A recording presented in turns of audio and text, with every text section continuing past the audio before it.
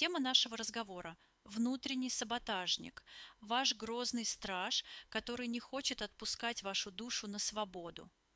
Это видео для тех, кто услышал зов души и готов к настоящей битве за свою душу, свою жизнь, свое счастье. Мои клиенты, которые обращаются за помощью ко мне, по-настоящему вдохновляют меня. Это смелые души, которые услышали внутренний зов к пробуждению и готовы пройти непростой путь очищения и становления как целостная личность. Мы идем этим путем вместе. От фрагментированного существования к подлинной жизни, от чужих программ к собственной истине. Но будьте готовы. На пути к личной целостности, к настоящему успеху в жизни встречаются по-настоящему грозные стражи наших душ. Это хищнические программы, которые не хотят отпускать вашу душу на свободу. Ведь это смертельная угроза для них. Им придется отдать власть над вами в ваши руки, а они веками правили вашей жизнью, питались вашей энергией, контролировали ваши решения. Поэтому этот враг внутри вас работает как безжалостный саботажник вашего счастья, вашего успеха, вашей свободы. В его руках не только ваша нынешняя жизнь, но и ваше будущее воплощение и сама судьба вашей души. Он готов на все, чтобы удержать вас в клетке привычного существования. Если вы уже почувствовали зов души к освобождению, то вы должны осознавать, с чем вам придется бороться. Кроме окружения, которое привыкло высасывать энергию из вас, есть еще более опасный противник – внутренний саботажник. Он работает как автопилот, который незаметно, но неумолимо ведет человека к гибели. К буквальной гибели и духовной. Меня зовут Виктория Высочанская. Я коуч, регрессолог с уникальным талантом телепатического чтения. И вот, за многие годы работы с душами людей я поняла, этот внутренний враг не просто психологическая программа. Это паразитическая живая сущность, которая питается вашими нереализованными мечтами, вашей неиспользованной силой, вашим непрожитым потенциалом. Готовы познакомиться с тем, кто присосался к вашей душе, с вашей теневой частью? Встречайте паразитическую сущность, которая питается вашей жизнью. Оно не просто мешает, оно пожирает вашу сущность. Ваш внутренний саботажник – это не просто негативные мысли или страхи. Это живая паразитическая программа, которая внедрилась в ваше сознание и теперь питается вашей жизненной энергией. Понимаете ли вы, что Вселенная живая? Что каждая мысль, каждое убеждение, каждая программа, которую мы повторяем годами, обретает собственную жизнь? Те самые ограничивающие убеждения, которые мы создаем своими страхами и сомнениями, со временем превращаются в живых энергетических сущностей. И эта сущность уже не просто ваша мысль, она стала автономным паразитом с собственными интересами выживания. Каждая нереализованная мечта, каждое отложенное решение, каждый день, прожитый не по своему сценарию, это ее пища. Каждый раз, когда вы говорите «не сейчас», «не время», «не получится», вы кормите этого энергетического вампира. Она процветает, когда вы страдаете, крепнет, когда вы сомневаетесь, торжествует, когда вы отказываетесь от своих истинных желаний. Эта сущность буквально зависит от вашего непроживания жизни, ведь именно нереализованная энергия становится ее источником питания. И смертельно боится момента, когда вы проснетесь и скажете «хватит, я больше не буду жить чужой жизнью», потому что в этот момент ее существование оказывается под угрозой. Когда вы начинаете жить подлинно, следовать зову души, реализовывать мечты, у паразита просто не остается пищи. Вот почему борьба с внутренним саботажником – это не психологическая работа, а настоящая битва за выживание с живой энергетической сущностью, которая будет драться за свое существование до последнего. Что происходит, когда паразит понял, что его обнаружили? Вот представьте, женщина наконец решается оставить душную работу и заняться тем, что любит, помогать людям. У нее есть план, первые клиенты, внутреннее знание, что это ее путь. Но когда она подает заявление об увольнении, начинается настоящая атака. Паразитическая программа включает все системы защиты: бессонница, панические атаки, навязчивые мысли. Ты сойдешь с ума без зарплаты, семья останется голодной, ты не справишься. Это война на всех фронтах. Случайные болезни, хроническая усталость, волны беспричинной тревоги. Паразит активирует всех вампиров в окружении, родные беспокоятся, друзья отговаривают, коллеги пугают провалами. Но самая коварная ловушка — он внушает вам искать внешнего спасителя. Найди учителя получше, этот метод не работает, где-то есть способ легче. Среди моих клиентов есть те, кто думает, кто-то помашет палочкой, откроет секрет, и все решится само. Когда понимают, что нужна реальная работа, убегают искать того самого мастера. А знаете, что происходит, когда вы поддаетесь саботажнику? Через 5 лет вы все еще сидите на той же работе, мечтая о свободе. Через 10 перестаете мечтать вообще. Ваши таланты атрофируются, душа засыпает. Дети наследуют ваши программы ограничений.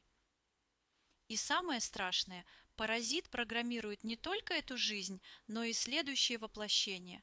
Ваша душа приходит снова и снова в те же самые ловушки, потому что вы не освободились в этой жизни. Эта битва не просто за карьеру, это битва за вашу вечную душу. И паразит знает, пока вы ищете спасителя снаружи, ваша внутренняя сила остается его пищей. Никто не освободит вас, кроме вас самих. И времени на раздумья у вас меньше, чем кажется. Битва за вашу душу начинается. Так что же поставлено на карту? Это война не на жизнь, а на смерть.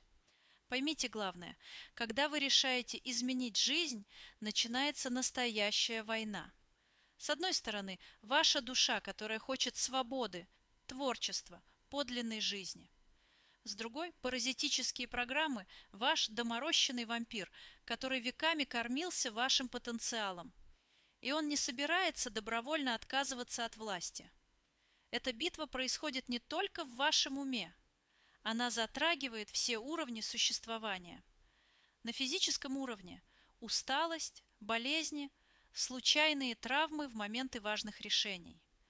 На эмоциональном уровне — депрессия, панические атаки, иррациональные страхи. На ментальном уровне — навязчивые мысли, сомнения, логические доводы против изменений. На духовном уровне есть ощущение богооставленности, потеря смысла жизни, кризис веры. Остановитесь прямо сейчас и подумайте. Если у вас возникло желание разорвать душевные контракты и освободиться по-настоящему, тогда просто остановитесь и честно ответьте себе на 2 вопроса. Что я получу, если буду бороться за свою душу? Если буду отстаивать свое право быть успешным и счастливым? Если выполню миссию моей души вместо того, чтобы жить чужими программами? Запишите это. Прямо сейчас. Что вы обретете, когда станете хозяином собственной жизни? Какие таланты раскроются? Какую радость почувствуете? Какой след оставите в мире? Как изменится ваша семья, когда дети увидят пример свободного, реализованного родителя? А теперь запишите самое страшное. Что я потеряю, если пойду на поводу у саботажника? Что будет через 5 лет, если вы сдадитесь прямо сейчас? А через 10? Что унесете с собой в могилу из нереализованных мечтаний? Какие слова будут последними? Я попробовал и жил полной жизнью. Или жаль, что не решился. Подумайте о своих детях. Какие программы они унаследуют, если вы сдадитесь? Какой пример покажете? Смелости следовать за мечтой или трусости довольствоваться малым? Паразит боится этих вопросов больше всего, потому что когда вы ясно видите цену своей капитуляции, выбор становится очевидным. Борьба за душу – это не роскошь. Это необходимость для тех, кто не хочет прожить жизнь впустую. Когда вы живете чужой жизнью, тогда паразитическая программа получает все, что ей нужно для процветания. Она получает вашу энергию страдания. Ваши разочарования, сожаления, чувство пустоты становятся ее пищей. Ей нужно иметь власть над вашими решениями. Она определяет, что вы будете делать, а что нет. Этот вампир управляет вами, как куклой. Она имеет контроль над вашим будущим. И это самое страшное. Она программирует не только эту жизнь, но и следующие воплощения, обрекая вашу душу на бесконечные циклы ограничений. Она имеет доступ к вашему потенциалу. Все ваши нереализованные таланты, невоплощенные идеи, неиспользованные способности становятся ее ресурсом. Если вы освободитесь и начнете жить подлинной жизнью, паразит потеряет источник питания и власть. Поэтому он будет бороться за выживание всеми доступными средствами. И самое коварное, он редко действует в одиночку.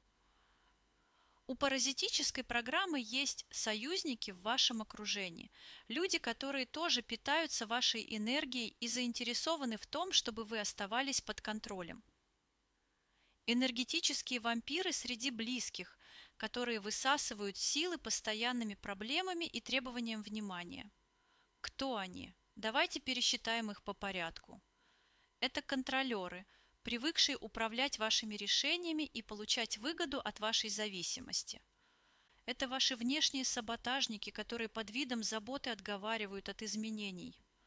Они говорят или подталкивают вас к мысли: «А зачем тебе это нужно? Оставайся как есть, так безопаснее». И завистники. Куда же без них? Это те, кто не может вынести вашего роста. Когда вы начинаете пробуждаться, все эти люди неосознанно объединяются против ваших изменений. Они чувствуют угрозу своему комфорту и начинают активно вас спасать от безрассудных, с их точки зрения, решений. Вдруг все они вокруг становятся экспертами вашей жизни. Все знают, что для вас лучше, и все они осознанно или нет дружно твердят одно: не меняйся, не рискуй, оставайся в стаде, будь как все, иди проторенной дорогой. Так откуда же взялся ваш внутренний саботажник? Кто вам его подсунул? Теперь пора разобраться с корнями этого зла. Ваш внутренний саботажник не свалился с неба и не пришел из космоса. Как ни странно, он родился здесь, в вашем детстве, из, казалось бы, благих намерений. Когда-то он был маленьким защитником, который хотел уберечь вас от боли разочарования, от риска быть отвергнутым, от возможности опозориться на глазах у других. Помните, как мечтали стать космонавтом, а взрослые смеялись? Саботажник записал в свою базу данных: большие мечты равно боль. А помните, как пробовали что-то новое, и не получилось, а люди кругом качали головами? И вот ваш вывод готов: новое равно опасность. Выделялись среди сверстников, получили порцию критики и насмешек. И вот ваше решение принято: лучше быть серым, как все. Так безопаснее. Но этот внутренний защитник питался не только вашим личным опытом. Он жадно впитывал программы целых поколений, которые текли в вашу кровь через семейные установки. В нашей семье все были рабочими. Кто ты такой, чтобы быть художником? Женщина должна думать о семье, а не о карьере. Не высовывайся — убьют. Инициатива наказуема. От трудов праведных не наживешь палат каменных. Эти ядовитые программы осели в вашем подсознании, как мины замедленного действия. И теперь они взрываются каждый раз, когда вы пытаетесь выйти за рамки нормального с точки зрения саботажника и принятого. Ваш саботажник уже стал коллективным продуктом страхов многих поколений. Сборником всех нельзя, не можешь, недостоин, то есть всех запретов, передающихся как родовое проклятие от родителей к детям. И теперь этот монстр, вскормленный на чужих страхах и ограничениях, имеет наглость решать вашу судьбу. Монстр, который вырос из ваших же детских слез и чужих комплексов, диктует взрослому человеку, как ему жить. Представляете? Пора его остановить раз и навсегда. А теперь самое интересное. Как саботажник крадет вашу жизнь? Как распознать его тактику в своей жизни? Саботажник редко говорит прямое «нет» вашим мечтам. Он гораздо более изощрен. Он мастер стратегии отложенной жизни. Сначала накопи денег. Сначала дети вырастут. Сначала экономика стабилизируется. Сначала научись, а потом пробуй. Знакомо? Есть мудрая поговорка. Жизнь – это то, что происходит с вами, пока вы строите другие планы. А ваш саботажник именно этим и занимается. Заставляет вас строить бесконечные планы, вместо того, чтобы жить свою жизнь. Сначала никогда не заканчивается. Всегда есть новая причина подождать. А тем временем годы летят, мечты увядают, душа засыпает. И вот вы уже говорите себе «поздно, время упущено». Вторая любимая стратегия саботажника – золотая клетка. Он обожает создавать комфортные тюрьмы. Хорошая зарплата на нелюбимой работе, стабильные, но душные отношения, респектабельная, но чужая жизнь. Зачем рисковать? У тебя же все хорошо. Его любимый аргумент.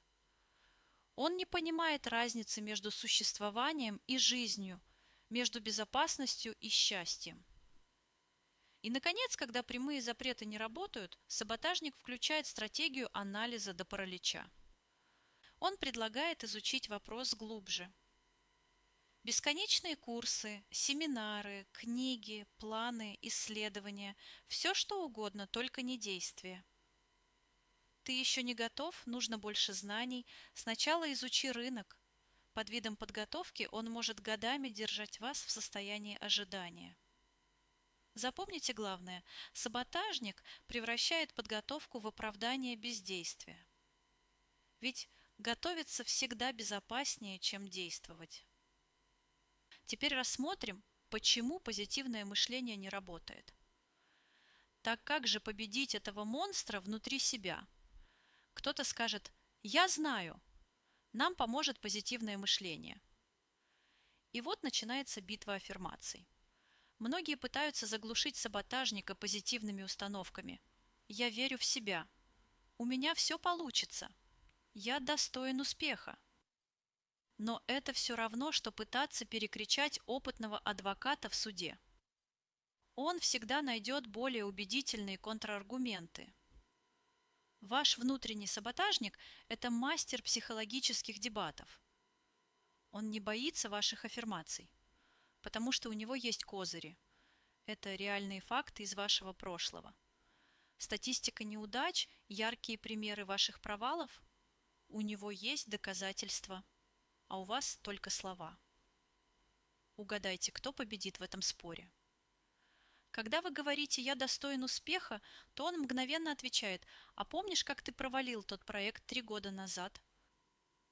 Когда вы утверждаете «у меня все получится», он спокойно парирует. Статистика говорит, что 90% стартапов закрываются в первый год. Бороться с саботажником на его поле, используя только позитивные установки. Это как выходить на дуэль с рогаткой против снайперской винтовки. Вы заранее обречены на поражение.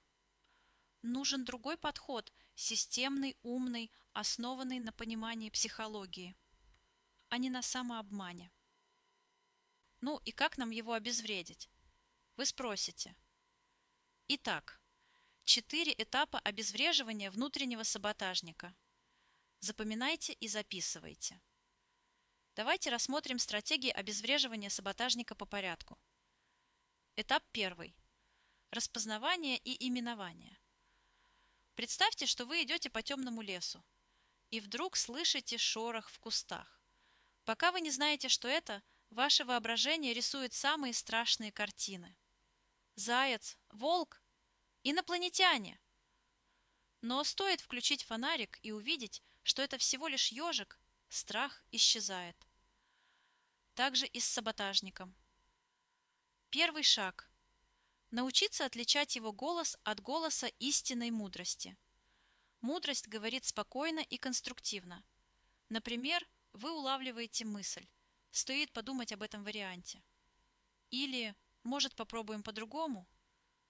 А саботажник всегда драматичен. Вы слышите мысль в голове. Ты никогда не сможешь. Все будут смеяться. Это провал. Следующий шаг. Дайте ему имя. Саботатор. Сомневайкин. Осторожный. Пессимист. Можете даже представить его внешность. Ведь у каждого свой уникальный саботажник. У кого-то это строгий учитель из детства, у кого-то есть критичная бабушка, а у кого-то просто серое облако тревоги. Главное для вас распознать его через образ. Отделить от себя. Когда услышите знакомые тревожные фразы, спокойно скажите: «А, это опять ты, саботатор.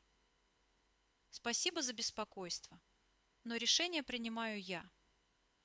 Именование – это уже половина победы, потому что то, что имеет имя, больше не может притворяться вашим собственным голосом. Стратегия вторая. Понимание мотивов. Здесь важно придерживаться тактики. Саботажник не враг, это заблудший защитник, который использует устаревшие методы безопасности. Представьте охранника, который до сих пор проверяет пропуска по списку 30-летней давности. Его намерения благие, но методы безнадежно устарели. Ваш саботажник когда-то действительно защищал вас от боли и разочарований. Но то, что работало в детстве, сегодня только ограничивает. Поблагодарите его за многолетнюю службу. Спасибо, что так долго меня защищал. Но я вырос, и теперь могу сам о себе позаботиться. Объясните ему, что времена изменились, и его тревожная защита больше не нужна. Этап третий. Переговоры и перенаправление. А дальше самое важное. Вместо борьбы предложите сотрудничество. Дайте саботажнику новую роль. Пусть он не запрещает изменения, а помогает делать их безопасно. Скажите ему: «Хорошо, ты боишься риска? Отлично.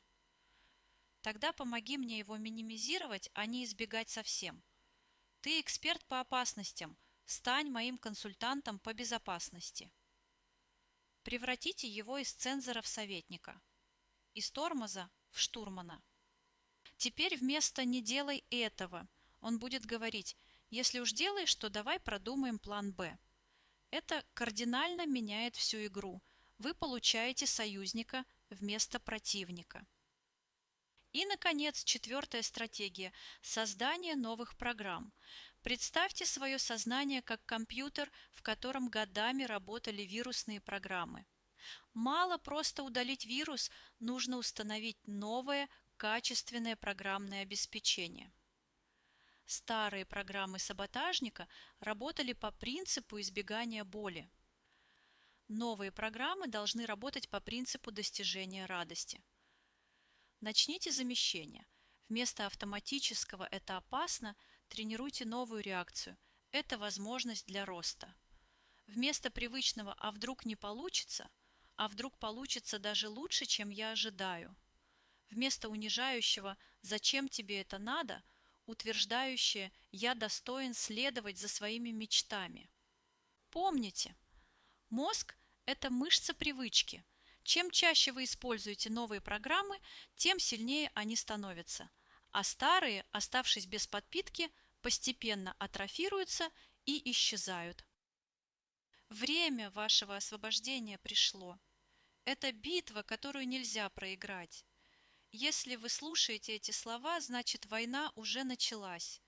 Ваша душа объявила о своем намерении освободиться. И внутренний саботажник мобилизует все свои ресурсы для сопротивления. Приготовьтесь, атаки будут усиливаться по мере того, как вы будете приближаться к свободе. Саботажник почувствовал угрозу. Он будет нашептывать вам: Зачем тебе эти перемены? Было же спокойно.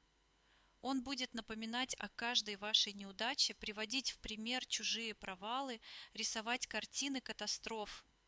Это его последний шанс удержать контроль над вашей жизнью. Но знайте главное, эта битва не бесконечна. У паразита есть ограниченные ресурсы. Чем больше вы осознаете его природу и методы, тем слабее он становится. Каждый акт сознательного выбора в пользу своей истинной жизни отнимает у него силу. Вы поймете, что побеждаете в этой войне, когда голос саботажника станет тише, а голос души громче. Когда вы начнете принимать решения из любви к себе, а не из страха. Когда внешние манипуляции перестанут на вас действовать. Когда появится внутреннее спокойствие даже в моменты неопределенности. И самое главное, когда вы почувствуете, что ваша жизнь наконец принадлежит вам. Это не легкий путь, но это единственный путь к подлинной жизни. Путь, на котором вы перестаете быть заложником чужих страхов и стаете автором собственной истории. Благодаря моему таланту видеть всю глубину происходящего, тонко чувствовать энергии и умению распознавать скрытые механизмы психики, я создала уникальную систему освобождения от внутреннего саботажника. Годы исследований, тысячи часов работы с людьми и глубинное понимание природы человеческого сознания позволили мне разработать методы, которые действительно работают. В нашем проекте Альфа-Вита мы не просто помогаем распознать внутреннего саботажника. Мы ведем настоящую войну за освобождение вашей души. Мы учим не только техникам сопротивления ограничивающим программам, но и методам полного освобождения от их влияния. Показываем, как защитить свою энергию и создать вокруг себя поле подлинности, которое отталкивает ложь и притягивает истину. Каждый день, который вы проводите под властью внутреннего саботажника, это день, украденный у вашей души. Каждое решение остаться в рутине вместо того, чтобы следовать зову сердца, это предательство собственного предназначения. Ваш внутренний саботажник не хозяин вашей судьбы. Он – программа, которую можно перепрограммировать. Голос, который можно заставить замолчать. Ограничение, которое можно преодолеть. Но помните, что эта битва требует мужества, решимости и поддержки тех, кто понимает природу этой трансформации. В одиночку сражаться с вековыми программами ограничений крайне сложно. Вы готовы перестать кормить собственного вампира своими мечтами и начать жить для себя? Готовы вступить в битву за свою душу? Готовы, наконец, ответить зову сердца, который не замолчит, пока вы не освободитесь? Тогда добро пожаловать в Альфа-Вита, место, где ведется настоящая работа по освобождению человеческого потенциала, где люди не просто работают над собой, а кардинально меняют свою жизнь. Потому что ваша истинная жизнь – это не роскошь и не мечта. Это ваше священное право. И никто не имеет права его у вас отнимать, даже вы сами. Путь к свободе уже начался. Вопрос только в том, готовы ли вы по нему идти.